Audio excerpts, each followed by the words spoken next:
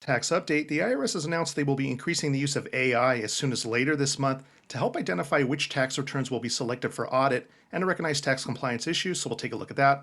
Also, we'll recap the next batch of tax refunds scheduled for release this week. We also finally have an update from the IRS on the remaining tax return backlog as well as amended returns. And we'll also take a look at some of those notices being sent out by the IRS and what you may want to do in particular situations for possible resolution. Now, starting off with those tax refunds, as the next batch of direct deposit refunds is scheduled for release on September 13th, with the next round of paper checks will be printed and mailed out on September 15th.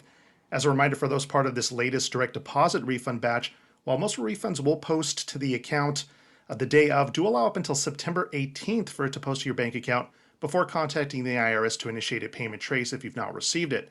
For those waiting on paper checks, most will receive within 7 days of that September 15th date, but you must wait 30 days before contacting the IRS to initiate a payment trace if you've not received it. To initiate a payment trace for a refund not received, you can either contact the IRS by phone or fill out IRS Form 3911. Finally, after a delay, we received an update from the IRS on the remaining backlog of unprocessed tax returns, with that number now down to 1.1 million tax returns remaining. We saw decreases across the board as the backlog of unprocessed e-file returns and those requiring special processing has dropped to 1.1 million remaining, while paper returns slightly declined to now 47,000 remaining. So we've seen an increase in processing in the last several weeks, and that will be good news going into next tax season, which probably will have the lowest backlog we've seen since going into the 2020 tax season back in January of that year. Also, an update for those waiting on amended tax returns, with the backlog finally down to below 1 million with 951,000 amended returns remaining. As you can see, given the trends, processing is incredibly slow. In part, these returns need to be manually reviewed and processed. And adding into account the events of the last several years, which really impacted overall processing, we're still looking at a 5 to 7 month average processing time for amended returns. Earlier this summer, we finally saw this backlog starting to decrease. And while there's still a significant amount of remaining amended returns left, it looks like we will go into next tax season in a much better position than we were the last 2 to 3 tax seasons. Now, moving on to some of those notices, a number of you have reported receiving at least one, if not multiple, 60-day notices. Now, there are different versions of this notice, one being on the left-hand side of the screen seen here, while others reported receiving the CP05 notice. Now, oftentimes, a 60-day notice has to do with the IRS needing to verify your reported wages, while the CP05 notice confirms the reviewing income, tax withholdings, and credits. Now, particularly if you received either one of these notices, there are 2 steps you want to do. First, you will want to log into your IRS account. From there, you will want to go to tax transcripts. But instead of pulling the account transcript, which you normally would do to check your tax status, this time you want to access your wage and income transcript for the appropriate tax year as seen here. You'll want to make sure the IRS has the exact amount of wages and income listed as what you reported on your tax returns. Either option A, it completely matches, and that's not the problem. Option B, there is only some of the income listed, or an incorrect amount that does not match what you reported, or C, no income reported at all. If it's either option B or C, then this is likely the cause of your refund delay.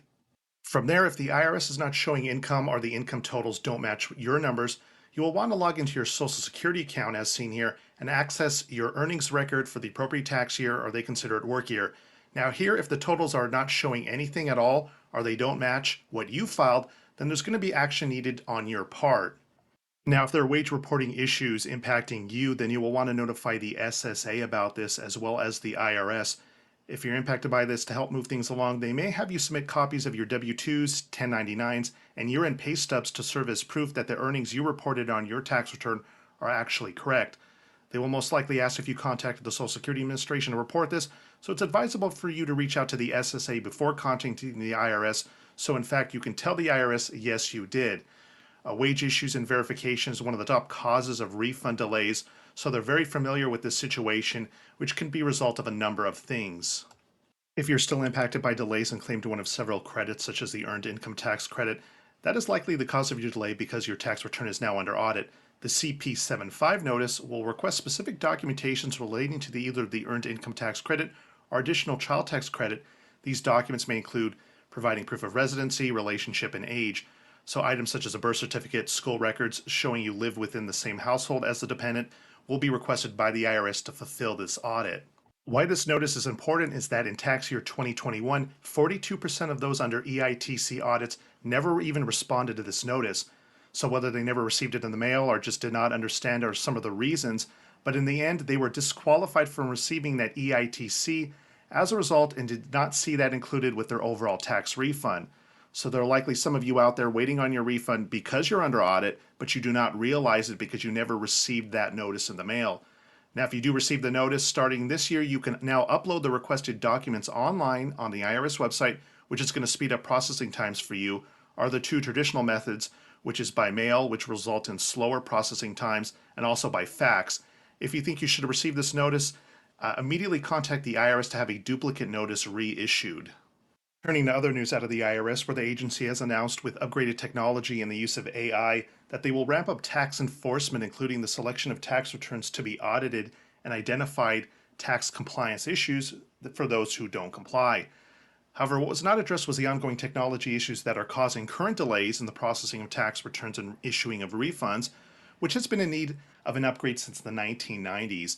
Now, the IRS has stated they will focus more on high-earning taxpayers as well as companies including partnerships as early as the end of this month. However, there is growing concern this will actually also impact middle-income taxpayers as well and increase additional exams and audits. We've already seen in the last 2 years specifically a spike in audits for those claiming the earned income tax credit. Now, unfortunately, this is one of the credits that's often abused and improperly claimed, which has resulted in the IRS conducting additional reviews and audits. We expect this to continue, as well as an increased focus on those claiming the fuel tax credit due to the high amounts of improper claims suspected. For anyone involved with digital currency, the IRS has announced as well additional enforcement next tax season, so it remains to be seen what kind of impact this will cause overall next year. The IRS has acknowledged they do not have the current necessary staffing levels in place for this at the moment, with the IRS commissioner stating they have more hiring to do and that it will be a busy fall season for them. Back to those notices, another commonly reported notice has to do with ID verification, often the 5071C notice, one version as seen here. Now, the IRS is continuing to identify a high number of fraudulent returns this year. Over 31,000 of them were identified, with over 30,000 of them being successfully stopped, totaling over $303 million. Last year was even worse, with over 76,000 fraudulent returns identified, but the IRS did stop $807 million worth of fraudulent refunds from being sent out. So the ID verification methods in place have been largely successful, but unfortunately caused significant delays this year and last year for legitimate tax returns, including yours. So expect refund delays due to ID verification needed to continue. However, impacted taxpayers who must complete ID verification, the process is overall very simple and can be done in minutes. Let us know of any ongoing tax issues you're currently having in the comments section below. Thank you to all our viewers, including those who donate to the channel. It is very much appreciated and helps us continue this content throughout the year. In the meantime, we'll keep monitoring the situation for further developments, so make sure to click on the thumbs up and subscribe button below for future updates on this channel, and thanks for watching.